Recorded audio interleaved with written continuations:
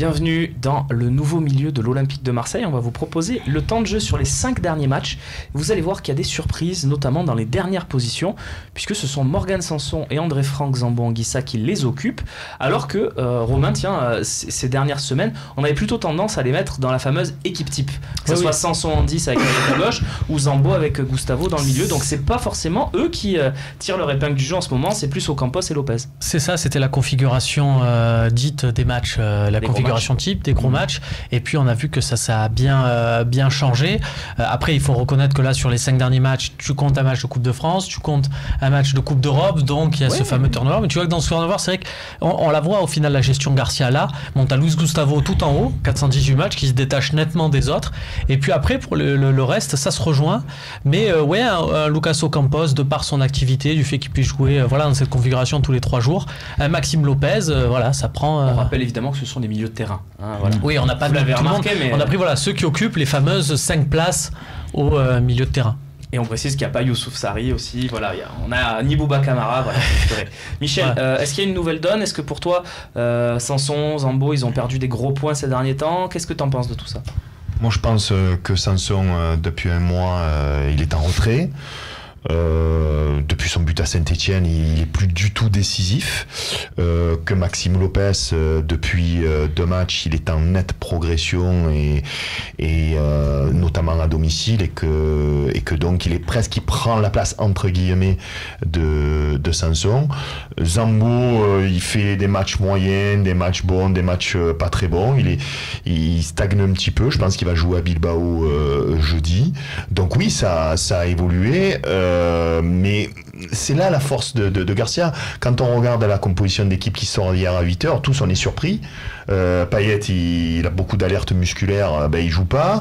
Donc c'est Sanson qui joue, Lopez qui joue. On est tout le temps surpris, il fait énormément de tournées. Et donc on peut pas donner un milieu type si ce n'est Luis Gustavo, pour moi. Yvan, est-ce que ça veut dire que Lopez, il est passé clairement pour toi devant Sanson et Zambo? Ouais, momentanément. Rudy, j'ai travaillé 5 ans avec lui quand il était à Dijon, donc je connais un peu sa gestion humaine et des joueurs. Et c'est vrai qu'il essaye de prendre le garçon du moment. Si ce garçon, à ce moment-là, il est bien, 2 matchs, 3 matchs, 4 matchs, il va le laisser, même si c'est contre les statuts, contre les phénomènes de salaire ou de statut, je dirais. Il a cette capacité-là. Après, il a raison, parce que quand tu as un joueur qui tient plus debout, et c'est le débat pour Luis Gustavo, à un moment tu es fatigué, même si tu t'appelles Luis Gustavo, est-ce que tu dois continuer à jouer ou pas? Et la question se pose. Alors c'est notre prochain débat.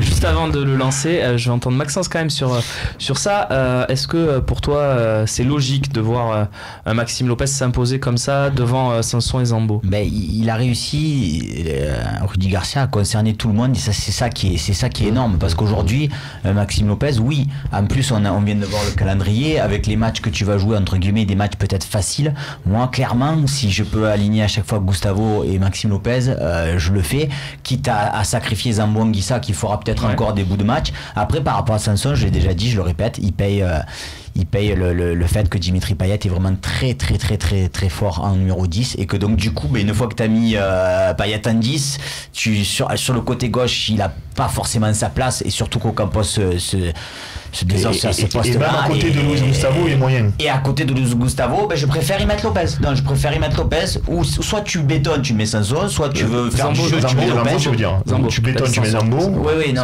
Zambo, et soit tu mets Lopez si tu veux faire du jeu. Oui, mais Romain, pas forcément d'accord. Les matchs où que Sanson a disputé avec Luis Gustavo, alors ça commence à remonter, mais les matchs qu'il a disputé à ses côtés, il a été très bon, notamment le match à Rennes. Dans le jeu, c'était peut-être le match le plus convaincant de la saison, mais ça commence à dater. Moi, je pense que tu mettrais pas Lopez si tu devais faire un choix pour faire du jeu. Mais moi, je pense que Sanson lui reproche beaucoup le fait qu'il soit au final dans la même zone que Payet, et que Payet se soit mis en 10. Moi, je pense que c'est pas une question de poste. Je pense que quand Sanson est bon, et il a été au cours de la saison, le débat se pose pas. Tu mets Payet à gauche, Sanson, et tu fais des super matchs, tu fais même tes meilleurs matchs. Le souci, c'est que je pense que Sanson, pour le moment, là, en ce moment, il est un peu en dedans. Donc voilà, la chance de la rotation, il est sur le banc, et tu as du Max Lopez. Yvan, est-ce que c'est Sanson et Zambo les candidats principaux à un éventuel départ pour toi en fin de saison? Ce sera le mot de la fin, parce qu'il va peut-être falloir vendre un joueur. Est-ce que c'est dans ce secteur où on a l'air fourni quand même? On a Lopez, on a Sanson, on a Anguissa. Pour un poste, on a l'impression. Sanson dans le sens, il va être demandé par le marché, ou parce que tu veux pas le conserver? Non, Sanson et Zambo qui vont être demandés forcément. C'est des jeunes, des milieux de terrain. Je suis pas convaincu on l'a payé 12 millions, je crois, Sanson. Je suis pas convaincu qu'il y ait des offres à 20 millions sur Sanson cet été. Ah ouais? On verra. Et il a des stats pourtant, comme tu aimes bien le rappeler. Ouais, mais c'est un certain prix aussi. On l'a payé cher. Et Zambo ? Et Zambo aujourd'hui, c'est un joueur qui va être demandé, mais je pense pas que les clubs vont faire des folies non plus, quoi. Et pour nous aujourd'hui, c'est un bon joueur, mais c'est pas. Même en Angleterre, ils vont pas faire des folies sur Zambo. Quand tu dis pas de folie, c'est-à-dire tu mettrais. Des folies, je parle quand tu as 25 millions sur la table et que tu te dis je peux pas garder le joueur. Faut pas garder le joueur à cet argent-là, à ce niveau de transfert-là. Je vends pour acheter 3 joueurs et en revanche, faire une équipe, quoi. Pour finir avec l'argent. Pour finir, ce qui est bizarre, c'est que moi qui suis pas un fan de Sanson, il a des stats véritablement, alors que par exemple Zambo et Lopez c'est quasiment 0. Zambo encore pire que Maxime, quoi. C'est tout. Ouais. Mais c'est vrai que tu parlais de la forme du moment et tu avais raison de l'insister parce que si on se projette en fin de saison, ben, si on me dit qu'il faut garder ou Lopez ou Sanson, par contre je pense que en ce moment je mettrais Lopez, mais en fin de saison je garderais peut-être Sanson. Il y aura forcément ces débats en fin de saison, messieurs. On le sait, au Phocéen, le mercato il débute dès la fin du dernier match du championnat. Dès le 31 janvier. Oui, voilà aussi. Un peu comme dans ta cellule de recrutement, enfin de gestion de joueurs. Ouais. Le mercato c'est toute l'année. On est déjà nous. Bien sûr. On a laissé passer 15 jours pour laisser un peu les clubs tranquilles et puis après, de toute façon, même eux reviennent vers nous. C'est le métier. On part tout de suite de Gustavo, tu le disais, est-ce qu'on va pas le reposer, tout ça? C'est le thème du troisième débat.